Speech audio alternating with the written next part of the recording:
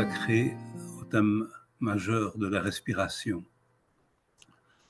En remontant aux sources de la mal nommée marche afghane, pour souligner que celle-ci fut d'abord et reste avant tout respiration plutôt que marche. En exposant à ce propos l'évolution remarquable et pourtant largement ignorée d'Edward Stigler entre un premier livre qui date de 1981, donc la teneur est bien connue et qui est consacré à la marche afghane, et un second livre qui date de 4 ans plus tard, dont les auteurs sont Edward Stigler et son épouse, et qui a été publié en fait à titre posthume, puisque Edward Stigler est mort en 1986 et le livre a été publié en 1989. Et il est voué, lui, non plus à la marche afghane, mais à ce qui devient la marche avec respiration rythmée. Je serai amené, ce faisant, à évoquer la véritable énigme de ce second livre, qui est ignoré, voire dissimulé, et dans lequel Edward Stigler reprend la matière du livre de 1981, la développe, l'étoffe substantiellement, mais fait disparaître, en fait, totalement, l'Afghanistan, les Afghans, les caravaniers, tout ça disparaît, et même disparaît l'appellation de marche afghane.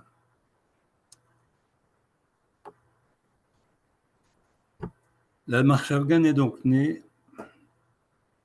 dans ce premier livre. C'est l'édition originale de 1981. Elle est légèrement différente. Le titre est d'ailleurs uniquement La régénération par la marche afghane.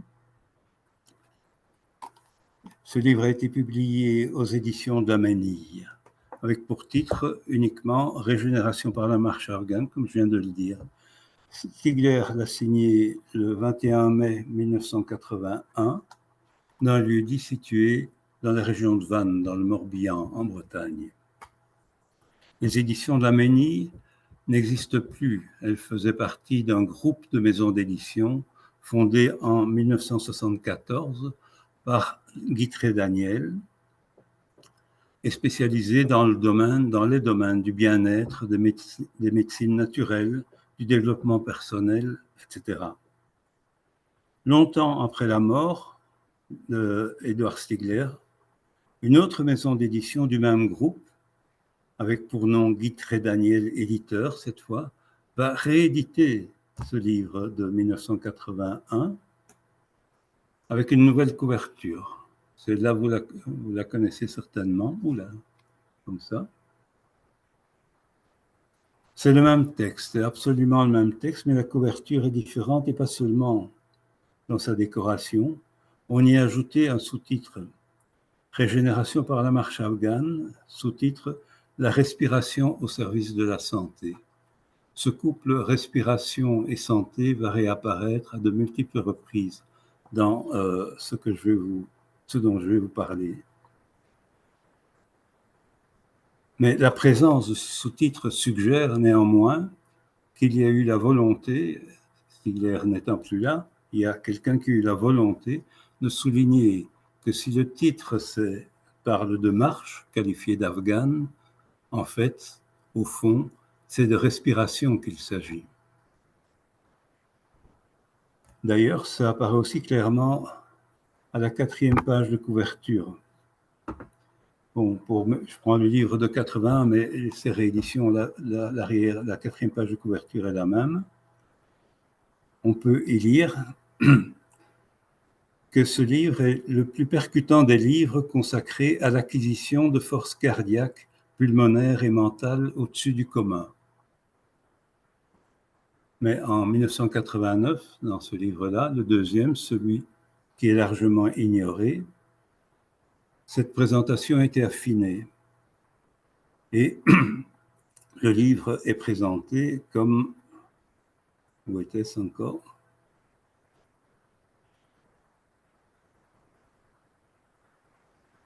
Oui.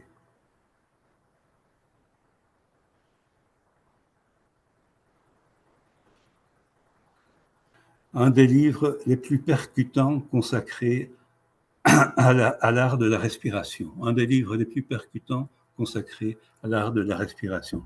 C'est plus clair. Et chaque fois, l'accent est mis sur la respiration.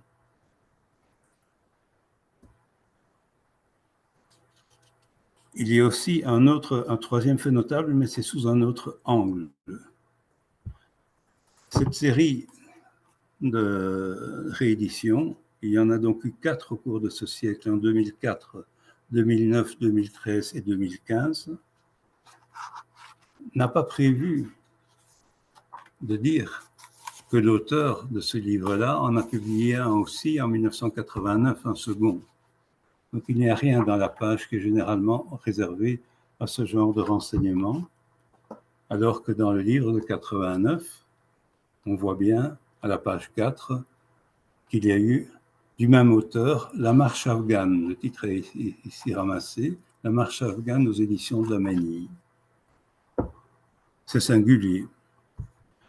Alors, je vais survoler maintenant la structure et la teneur du texte de ce premier livre d'Edward Stigler, celui de 1981, qui vous est normalement bien connu. Le texte même, en faisant abstraction des pages d'illustration, compte 62 pages. Et sur ce total, un premier cinquième est consacré, donc environ 20%, est consacré d'abord à présenter l'Afghanistan, les Afghans, en particulier les Maldars, ces marchands caravaniers transportant sur de très grandes distances entre l'Afghanistan et le Pakistan, et plutôt venant du Pakistan vers l'Afghanistan, des masses de marchandises à dos de dromadaires. Et comme ils se déplacent à pied, ils tiennent leur dromadaire par le licol. Et ces mêmes 12 pages ensuite décrivent la façon dont Edward Stigler a observé ces Maldars lors d'un séjour, un séjour d'une année, qu'il passait en Afghanistan vers 1980 comme chef de projet de la FAO, l'agence de l'ONU chargée de l'alimentation et de l'agriculture. 13 pages ensuite, donc c'est un second cinquième du livre ou du texte, traite des 5 rythmes respiratoires qu'Edward Stigler a présentés en 1981 pour être pratiqués en marche et constituer ainsi ce qu'il s'est permis, pour reprendre ses propres termes, d'appeler la marche afghane. Vous les connaissez, ces rythmes-là, je les survole. Il y a bien sûr le rythme respiratoire de base, 3-1-3-1, avec ses 2 variantes pour les terrains montants, 3-3-2-2, un rythme respiratoire adapté aux longues randonnées sur terrain plat ou descendant, un rythme dissymétrique dont on sait que sa dissymétrie permet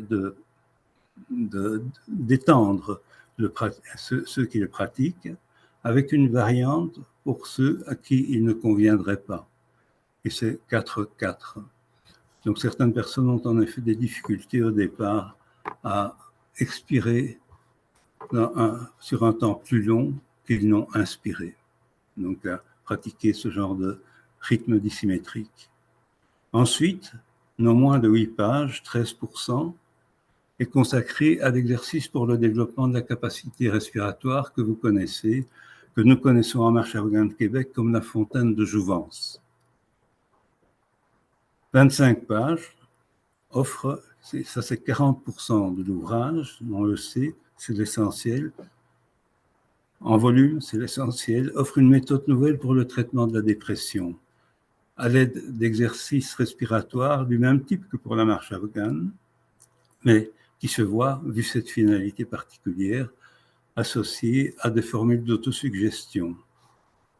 Enfin, 5 pages sont consacrées à l'air, véritable nourriture du corps, sans qu'il soit question ici de pranisme, et last but not least, la dernière page, la 79e, est un hommage que Edward Stigler rend au docteur Hanisch. Cet hommage est un élément important à mes yeux pour bien comprendre la nature de la marche afghane, de ce que Stigler lui-même a appelé une marche afghane. Avant d'arriver à cet hommage, dans ce même livre, Édouard Stigler a déjà mentionné Anish à 4 reprises, dont 3 sont éclairantes et doivent être rapprochées de l'hommage final. Dans cet hommage, Stigler écrit notamment ceci. Le docteur Anish, né en 1844 à Téhéran, élevé en Iran, mort à Los Angeles en 1936, fut un homme hors du commun. Ces exercices de respiration, qui viennent sans doute de la tradition de la Perse zoroastrienne, font incontestablement évoluer les adeptes vers une vie libérée d'une foule de contingences négatives. Il en va de même pour ces doctrines de maîtrise vertébrale. Il ne sera pas parlé ici de ces doctrines et exercices, écrit Stigler, ils appartiennent au livre de Anish. J'exprime ici, termine-t-il, toute ma reconnaissance au docteur Anish pour ce que j'ai appris par la voie de son livre. Et comme il l'a déjà fait antérieurement à la page 11, Édouard Stigler, dans une note de bas de page, renvoie au livre de Anish intitulé « L'art de la respiration », non pas l'art de la marche, comme aurait écrit Danilo Zanin, l'art de la respiration, publié à Paris par les éditions Mazdaznan, devenues plus tard les éditions Mazdéennes, qui existent toujours. Il s'agit d'une traduction française datant de 1921, substantiellement adaptée et étoffée d'un texte beaucoup plus court, publié initialement en anglais en 1902 à Chicago, avec pour titre Health and Breath Culture, donc la culture de la santé et de la respiration. À nouveau, on trouve ce couple santé et respiration, où l'on ne parle pas de marche somme toute. En page 11 de son livre, il y a un passage qui, à mes yeux, est un passage clé. Et je vous le cite. C'est un passage qui comprend 3 phrases. La première est boiteuse. La seconde est correcte et la dernière est boiteuse parce que la première et la dernière se complètent. Stigler dit ainsi: « Je ne suis pas allé en Afghanistan pour observer les nomades caravaniers comme on observerait des cobayes dans un laboratoire, mais pour remplir une mission d'assistance économique. Au cours de mes voyages à travers le pays, j'ai eu l'occasion, cependant, d'étudier de très près le comportement des nomades, surtout pendant leurs déplacements. Je l'ai fait en tant qu'adepte convaincu depuis plus de 20 années des doctrines, conseils et pratiques de Anish. » Alors voyez-vous, si on reprend la première phrase, ce qui a un sens, c'est de dire « Je ne suis pas allé en Afghanistan pour observer les nomades caravaniers, mais pour remplir une mission d'assistance économique. » Ça, c'est clair et c'est net. Ajouter comme on observerait des cobayes dans un laboratoire, ça n'a pas de sens comme ajout parce que quelle que soit la façon dont il les aurait observés, il n'était pas parti en Afghanistan pour cela, mais bien pour remplir une mission d'assistance économique. En fait, dans ce passage, Édouard Stigler nous informe, il informe ses lecteurs, qu'il n'a pas observé les caravaniers Maldar avec la neutralité de l'observateur scientifique, mais en tant qu'adepte convaincu de longue date des conceptions de Anish en matière de respiration. En pages 19 et 20, ensuite, Édouard Stigler précise comment il s'est livré à l'observation de ces caravaniers qui marchaient à vive allure, le regard, écrit-il, fixé à quelques mètres devant eux, parfois vers l'horizon, en tenant leur dromadaire par le licol, cheminant à pas réguliers, larges et rapides, avec une ardeur que rien ne semblait devoir faire fléchir. Ils offraient le spectacle de grands voyageurs poussiéreux, mais non celui de gens fatigués.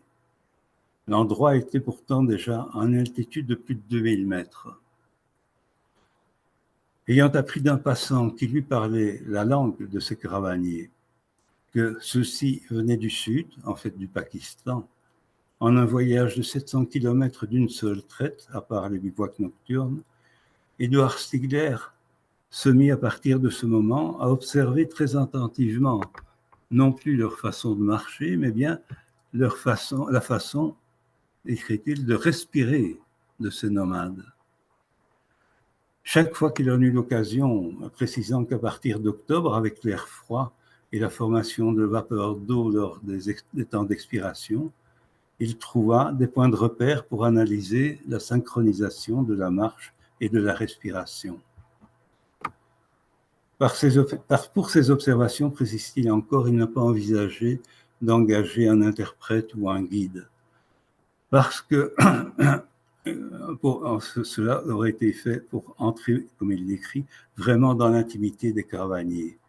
Il avait en effet été informé, écrit-il, que l'entreprise eût certainement été difficile, sinon impossible à réaliser, avec l'objectif qui était le sien. Enfin, dernier passage du livre d'Édouard Stigler, où est cité Anish. En page 21 de son livre, Stigler ajoute « Les rythmes de respiration que j'ai recueillis à la faveur de l'observation des mâles d'art s'apparentent à la tradition rapportée par Anish. » On a donc comme une boucle qui se referme ici. Mais les conditions dans lesquelles Édouard Stigler rapporte avoir ainsi observé les mâles d'art, non pas d'un point de vue neutre, non impliqué, mais en tant qu'adepte convaincu depuis des années des conceptions d'Anish en matière respiratoire, peut naître un doute en raison d'un biais cognitif dans son chef. La marche afghane qu'Édouard Stigler a conçue et ainsi nommée pourrait devoir moins à ces caravaniers afghans qu'à une application à leur marche, à la lumière des observations qu'il a faites, de pratiques respiratoires auxquelles Édouard Stigler a adhéré par l'étude et la pratique de l'art de la respiration du docteur Anish. Ceci n'abaisse pas les mérites d'Édouard Stigler, au contraire peut-être, parce qu'il aurait fait œuvre originale en adaptant d'une part certaines pratiques respiratoires venant de l'ancienne Perse zoroastrienne pour les associer à la façon de marcher de ces caravaniers tels qu'il a observé. Et comme il l'écrit, le regard fixé à quelques mètres devant eux, parfois vers l'horizon, cheminant à pas réguliers, larges et rapides, avec une ardeur que rien ne semblait pouvoir fléchir. Édouard Stigler conçut d'ailleurs à l'origine sa marche comme primordialement une technique de marche sur de longues distances, à une allure soutenue, mais économe d'énergie, typiquement comme la marche de ces caravaniers afghans. Il est un témoignage à présenter ici, directement en lien d'ailleurs avec ce que je viens de dire, c'est celui de René Flinois. Et René Flinois offre ce témoignage dans son récit de voyage publié en 1990 aux éditions Nathan à Paris. René Flinois, c'est un personnage exceptionnel. Il est vraisemblablement le premier qui, séduit à ce point par l'idée d'une technique de marche rapide permettant de parcourir de longs trajets avec facilité en économisant son énergie, a envisagé de tester sur de très longues distances la marche afghane conçue peu avant par Édouard Stigler. Et le 23 mars 1987, alors âgé de 34 ans, il a quitté Paris pour une longue pérégrination pédestre ayant Pékin pour destination. Une randonnée pédestre qu'il acheva 2 ans plus tard, le 18 avril 1989, au-delà de Pékin, à Bangkok, après avoir parcouru en outre le Japon, Taïwan et la Thaïlande, au terme de séquences de marche totalisant 17 200 km en marche afghane. René Flinois avait l'espoir de se joindre en Afghanistan à une caravane de mâles d'art. Il a échoué sur ce point, mais il a eu l'occasion de suivre pendant un temps un groupe de moudjahidines dans les montagnes d'Afghanistan. Dans son livre, il relate ce fabuleux voyage sous la forme de notes rédigées au jour le jour, présentées dans l'ordre chronologique. Il écrit et il livre sans détour, son évaluation de la marche afghane telle qu'elle s'est forgée au fil des centaines puis des milliers de kilomètres parcourus en marche afghane. Il écrit notamment, je vais peut-être prendre son livre même là.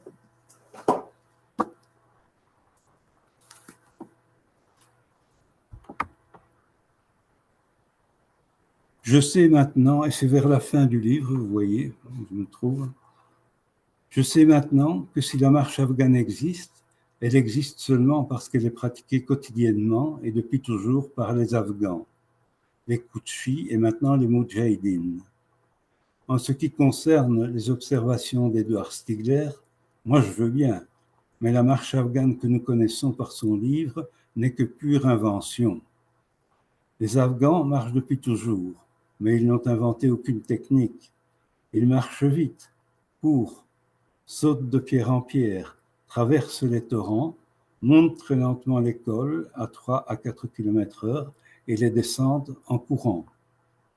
La respiration par le nez est rare, surtout en altitude où l'oxygène vous brûle les narines. Ils soufflent beaucoup par la bouche et leur respiration est plus souvent abdominale que pulmonaire. Quant au rythme, c'est bien sur route, monsieur Stigler, mais pas en montagne, ni dans les lits des torrents.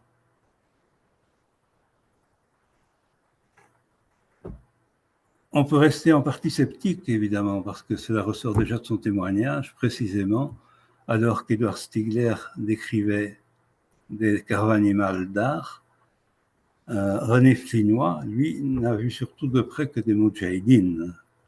Et il parle des Afghans en général, en partie, et puis des moudjahidines. Il parle un peu des Koutchis, mais dans son livre, il ne rapporte pas en avoir fait souvent d'observations. Néanmoins, de surcroît, René Flinois offre ce témoignage en ignorant sans doute que dans un livre publié quelques mois plus tôt, Édouard Stigler avait supprimé de l'exposé de ce qu'il appelait désormais non plus marche afghane, mais marche avec respiration rythmée, toute référence à l'Afghanistan et aux Afghans, et que la 4e page de couverture de ce second ouvrage, en fait, où est-il ? Voilà,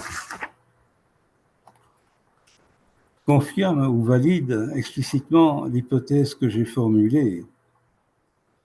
Voici, en combinant les anciennes théories de Hanish, d'une part, et la méthode de marche rapide des Afghans, on ne précise pas quels Afghans ici, d'autre part, Édouard Stigler a mis au point sa propre technique respiratoire. Donc, c'est sa propre technique, et il s'agit d'une technique respiratoire adaptée à la société moderne qui permet à chacun d'optimiser son oxygénation grâce à une maîtrise de la respiration. Réédité plusieurs fois, dont ce livre d'Edouard Stigler, que vous connaissez sûrement, est bien diffusé, même si la technique respiratoire qu'il y expose et qu'il a mise au point et promue a été substantiellement développée par ses continuateurs. Il est mort il y a près de 40 ans maintenant. Et ce premier livre reste donc en la matière un point de départ quasi obligé et une référence majeure. Il est surprenant par contre qu'autant la teneur de ce premier livre, publié initialement en 1981, est bien connue de ceux qui pratiquent ou enseignent la marche afghane, autant le deuxième livre, publié au printemps 1989, l'impression à dépôt légal date d'avril 1989, avec comme auteur mentionné en couverture Édouard et Colette Stigler, dans lequel les Stigler retravaillent la même matière et la développent, semble au contraire rester largement ignoré. À ma connaissance, ce second livre n'a fait l'objet d'aucune réédition. Mais on peut aisément en acquérir un exemplaire en ligne, à un prix modeste, d'ailleurs le prix d'un livre de poche. Beaucoup plus rare est le texte de 175 pages que Colette Stigler a déposé au dépôt légal en France en 2009, intitulé Le Marching, imprimé à la Manufacture du Numérique à Vannes.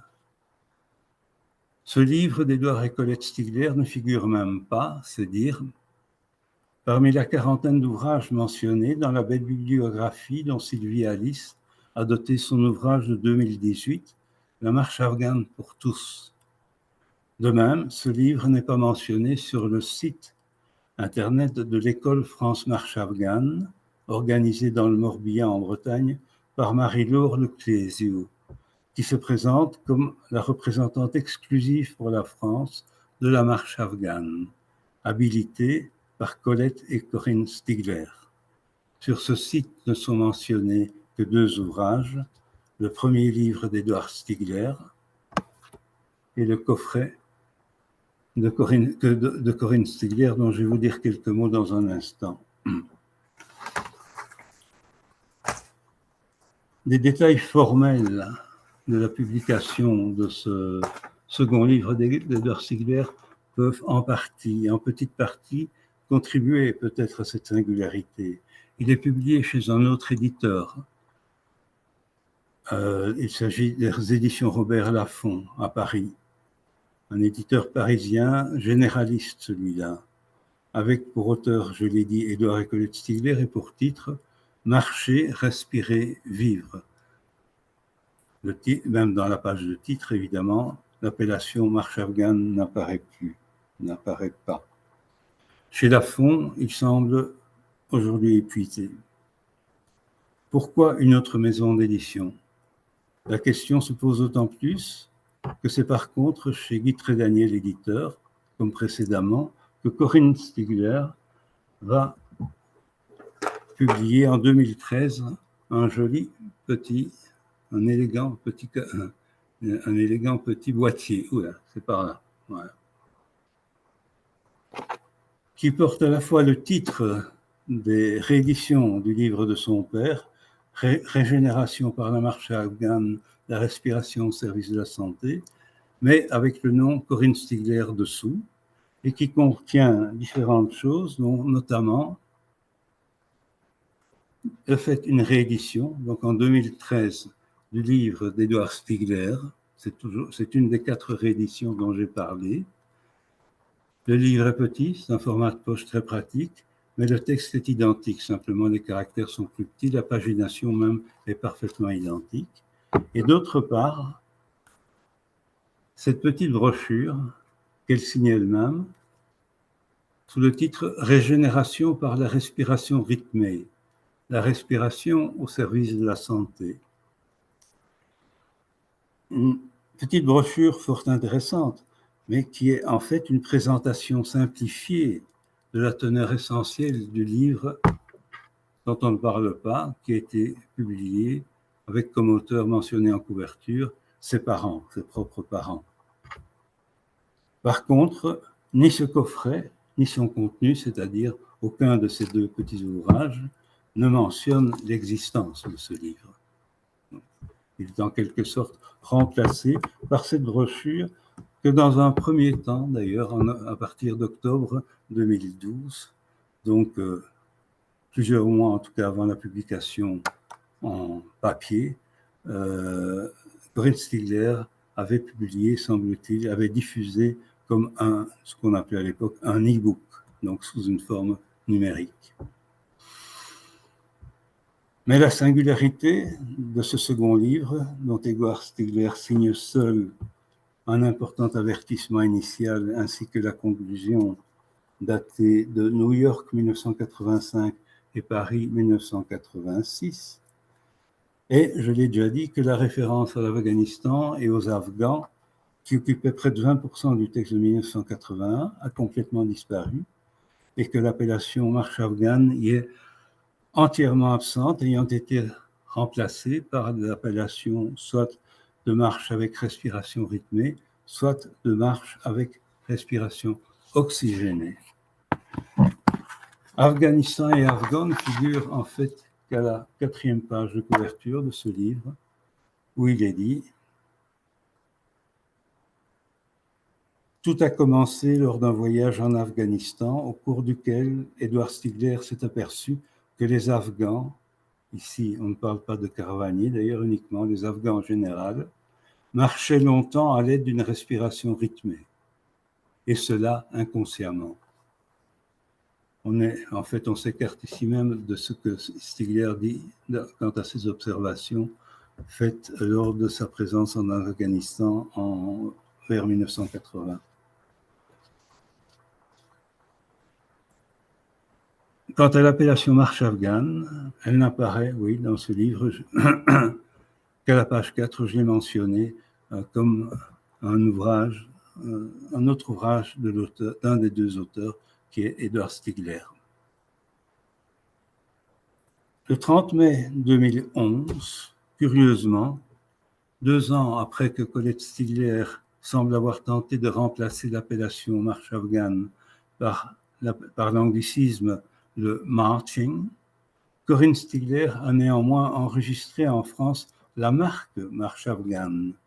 Pour diverses classes de produits, c'est une liste hétéroclite que je traverse en diagonale. On y trouve des savons, des huiles essentielles, des prospectus, affiches, livres, sacs à main ou sacs d'écolier, mais aussi sacs à dos d'alpiniste, vêtements et sous-vêtements, des chaussettes au chapeau, chaussures de plage ou de sport, et en matière de service, la formation, les activités sportives et culturelles, la publication de livres, la production de films, l'organisation et la conduite de colloques, conférences et congrès. En 2009, Marie-Laure Leclésio, la représentante exclusive pour la France de la marche afghane, fit elle enregistrer le nom de son école, Marche afghane, France Marche afghane, comme aussi une marque déposée pour tous ces articles sauf les sacs. Edward Stigler, je l'ai dit, donc débute son livre publié à titre posthume par un important avertissement. Cet avertissement contient 3 points, 3 précisions essentielles que je vais vous énoncer, parce que ça me paraît être les orientations de son évolution de 81 à 1985. 1. Ce livre, dit-il, basé sur les principes, non, ça c'est celui de René Flinois, ce livre, basé sur les principes anciens de Mazdaznan, a été écrit pour vous initier à cette pratique de la marche avec respiration rythmée. Deuxième point, la marche avec respiration rythmée ne saurait se concevoir de manière épisodique. Elle se pratique chaque jour, sans perte de temps, au cours des occupations de la vie quotidienne. L'important est de bien respirer au cours de la marche ordinaire et non d'abattre des kilomètres. Troisième point, l'ouvrage a été conçu récemment aux États-Unis. Son texte a été discuté avec des experts, médecins et entraîneurs sportifs appartenant à diverses disciplines. À propos du premier point, il est important de savoir qu'immigré aux États-Unis, aux USA, à la fin du XIXe siècle, Anish y a fondé un mouvement religieux zoroastrien ou néo-zoroastrien sous le nom de Mazdaznan, dont les membres, en vue d'entretenir leur santé, pratiquaient notamment des exercices de respiration consciente. Mazdaznan, ce culte Mazdaznan, ou cette église, est apparenté au mazdéisme, une religion de la Perse antique qui doit son nom à son dieu principal, Ahura Mazda, et qui, sous une forme non plus de polythéisme, mais comme un monothéisme, prenant alors l'appellation de zoroastrisme, est devenue une religion des empires perses. Ce premier point plutôt d'avertissement d'Edward Stigler est à mettre bien sûr en regard de la suppression dans son second livre de tout ce qui concerne l'Afghanistan, les Afghans et les Maldars d'observation, les Maldars auxquels il s'est livré dans son séjour en Afghanistan, sauf seuls les principes anciens de Mazdaznan, donc du mazdéisme, puisés dans l'art de la respiration de Anish, restent mentionnés par Stigler comme fondement de la marche avec respiration rythmée, cette technique respiratoire qu'il a conçue. Plus que jamais, adepte convaincu des conceptions d'Anish, Edward Stigler, en 1985, s'aligne pleinement sur l'enseignement masdéen, essentiel formulé par Anish, que c'est constamment qu'il faut reporter l'attention sur l'exécution de l'acte respiratoire. Il faut rythmer la marche, le travail, la pensée même, sur la respiration. Ceci nous amène naturellement au deuxième point. Concernant la pratique, dans ce deuxième point, Edward Stigler opère un renversement radical entre la marche afghane de 1981 et la marche avec respiration rythmée de 1985. Ce qui, en 1981, n'était qu'un encouragement aux débutants, et Edward Stigler écrivait pour ses débutants, « Il vous suffira au début de pratiquer la synchronisation de la marche et des exercices respiratoires au cours des actes de votre vie quotidienne, en vous rendant par exemple à la station de métro ou d'autobus la plus proche, devient une règle primordiale de la marche avec respiration rythmée de 1985 qui doit se pratiquer chaque jour sans perte de temps au cours des occupations de la vie quotidienne.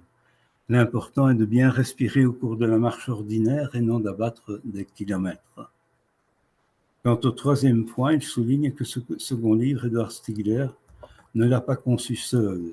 Outre la mention de son épouse comme co-auteur, il en a discuté le texte avec des experts, je l'ai déjà dit, médecins, entraîneurs sportifs appartenant à diverses disciplines.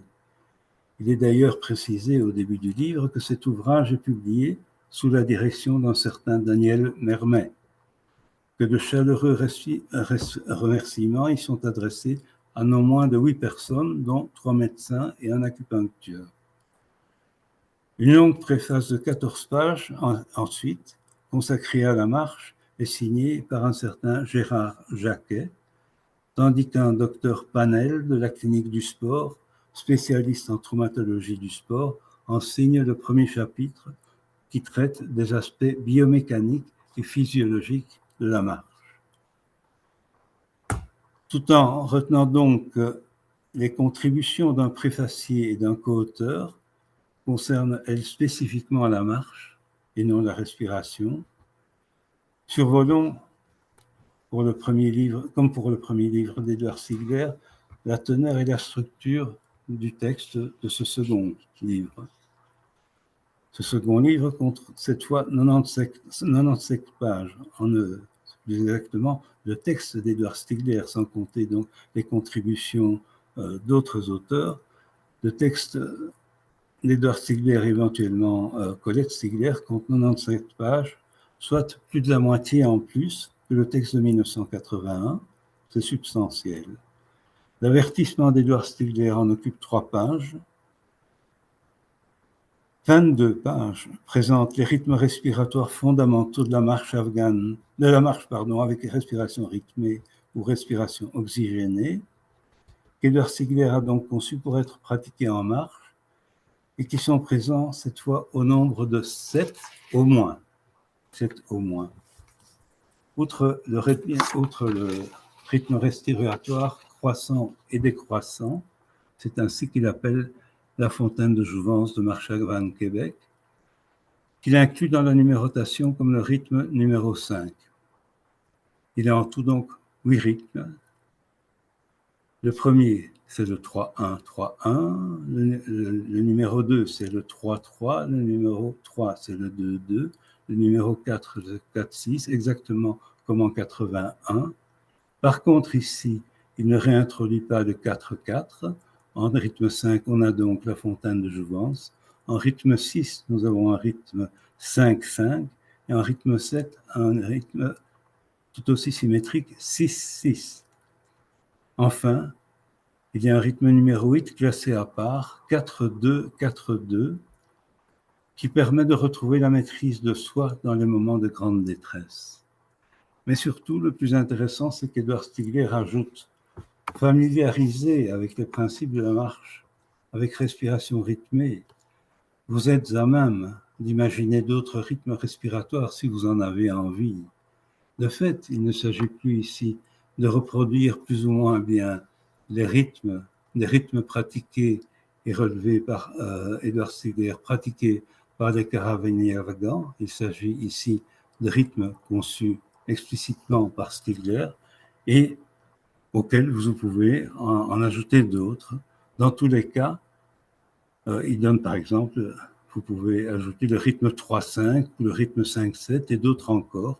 Dans tous les cas, l'essentiel réside dans les variations de rythme respiratoire chaque fois que le besoin s'en fait sentir. C'est par là qu'il ouvre en fait la porte à à l'ajout d'un grand nombre d'autres rythmes, ce qui a été fait d'ailleurs.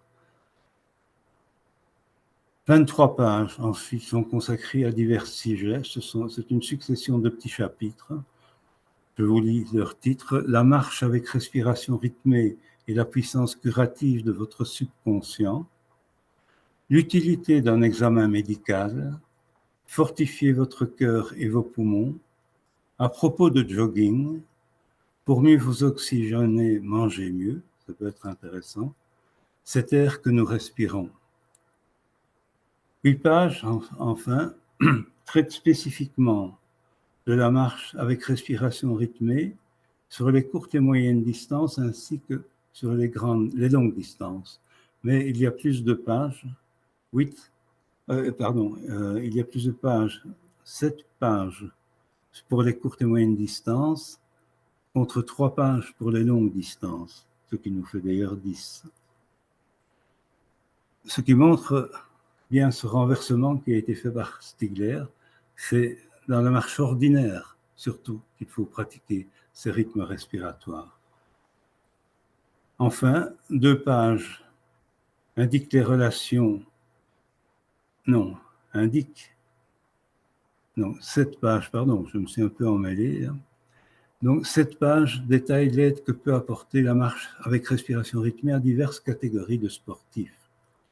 Ça peut nous paraître curieux, mais en fait, il ne s'agit plus seulement de marcheurs, parce que c'est constamment qu'il faut reporter l'attention sur l'exécution de la respiration, sur l'exécution de l'acte respiratoire, comme il écrit. Et donc, cela peut intéresser tout autre sportif que simplement les marcheurs. Et donc, il souligne l'intérêt que ça peut avoir pour les nageurs, les joggeurs, les golfeurs, les crossmen, les skieurs de fond, les cyclistes.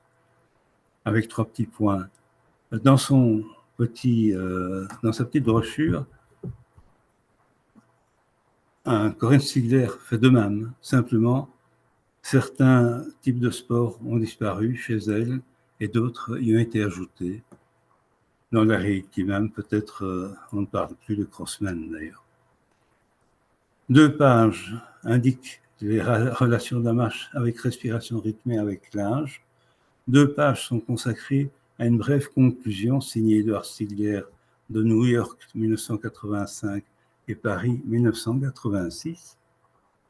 Et enfin, un tiers, 30%, en annexe, donne pour chaque rythme respiratoire présenté, à l'exception du dernier, du 4-2-4-2, des programmes d'entraînement, ce qui n'avait pas du tout été fait dans le livre de 1981, en distinguant chaque fois le cas des personnes habituées à l'exercice physique et de celles qui ne le sont pas, ainsi que différentes classes d'âge, des classes d'une décennie, commençant à 20 ans, jusqu'à une classe résiduelle, 70 ans et plus.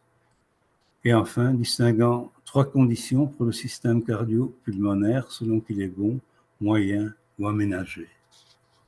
Voilà, c'était un peu fastidieux, mais le moment est venu où l'on peut tenter de formuler une sorte de bilan de conclusion, fût-ce à titre provisoire.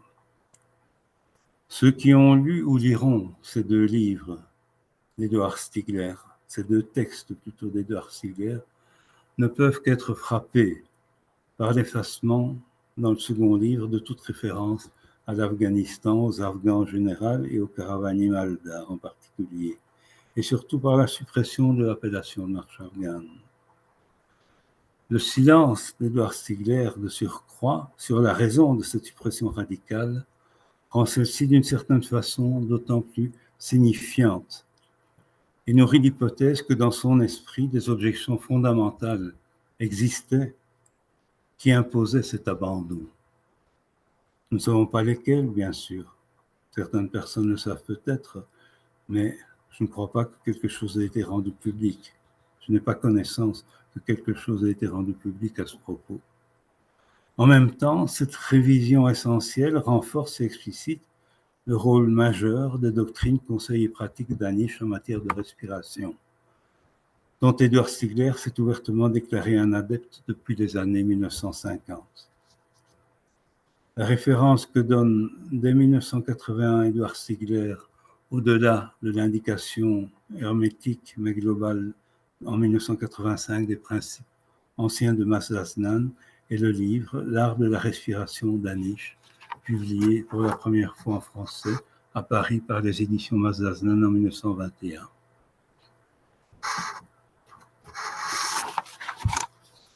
Le voici, simplement, puisque je l'ai sous la main. Bon, voici un exemplaire de 1921.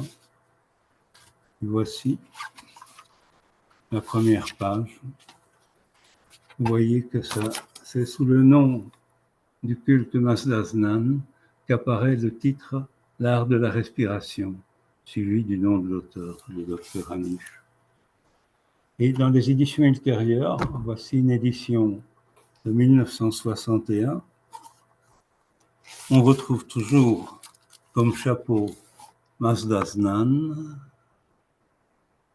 suivi du titre L'art de la respiration, mais cette fois-ci, on a ajouté Respiration et santé en sous-titre. C'est à croire que pour la réédition du livre d'Edward Stigler au cours de ce cycle-ci, où l'on a rajouté la respiration au service de la santé, c'est à croire qu'on s'est inspiré de la pratique même formelle de ces livres de Anish.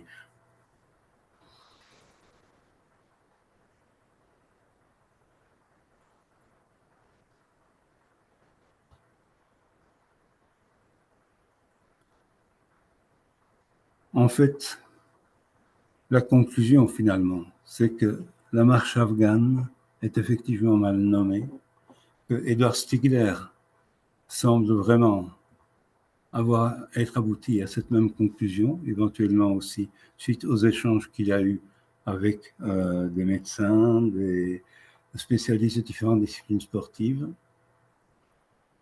et que avant tout, mais dès le départ, déjà depuis l'origine, cette marche et respiration plus que marche. En fait, il s'agit d'exercices respiratoires pratiqués en marchant, la respiration même devant rythmer la marche, comme le recommandent les principes de Maslasnan et le recommande le docteur Anish, qui pratique et plus encore enseigne cette marche avec respiration rythmée que son concepteur avait baptisé au départ marche afghane, peut donc gagner à s'intéresser, ne serait-ce que pour mieux cerner l'apport original d'Edward Stigler, aux exercices respiratoires de Maslasnan exposés par Anish dans son livre cité. Donc, l'un ou l'autre, mais peut-être plus encore une édition complétée en 1963 et qui donne sous la forme la plus dépouillée d'éléments religieux, d'éléments cultuels, et la plus proche des conceptions occidentales, un développement ample, vraiment important, des conceptions de Anish, des exercices et des conceptions de Anish. Alors, pour terminer, je vais vous donner un exemple. Et je le prends précisément dans ce livre parce que le texte en est plus simple et en même temps, l'exercice dont il s'agit est beaucoup plus développé dans cette version-ci que les précédentes. Il faut savoir que la plupart des exercices proposés par Anish, les exercices respiratoires, se pratiquent en position statique, beaucoup dans des positions d'ailleurs de yoga, non pas le yoga indien, mais le yoga irano-égyptien. Mais un de ces exercices a une variante qui peut se pratiquer en marchant. C'est celui-ci que je vous lis. Ce deuxième exercice peut également, par une variante agréable, s'exécuter en marche. Partant d'une démarche souple et légère, rythmez l'inspiration du souffle sur 3, 4, 5, 6, 7 pas. On y parvient peu à peu. Faire 1, 2, 3, 4 pas, ne jamais faire beaucoup au début, en gardant les poumons remplis. Puis expirer en faisant de 1 à 7 pas, selon les possibilités, et en faire ensuite 1, 2, 3, 4, sans reprendre de souffle, puis aspirer à nouveau. Cet exercice en marche est éminemment salutaire, mais nous le répétons, faire au début seulement très peu conduira seul à l'accomplir parfaitement et avec plein profit. Observez en marchant de bien masser les plantes des pieds et de ne jamais taper du talon. Pour utiliser un terme qui a été popularisé ces derniers temps par le développement de l'intelligence artificielle, on peut voir dans cet exercice tel qu'il est formulé une sorte d'algorithme qui permet de générer une pluralité de rythmes avec pause respiratoire, tels les deux seuls proposés par Edward Stigler 22 ans plus tard pour la marche avec respiration rythmée 3-1, 3-1 et 4-2, 4-2. Parce que Edward Stigler, en fait, a été économe des rythmes, c'est une façon de parler, des rythmes avec des pauses respiratoires. La plupart des rythmes qu'il propose ne connaissent pas de pause respiratoire.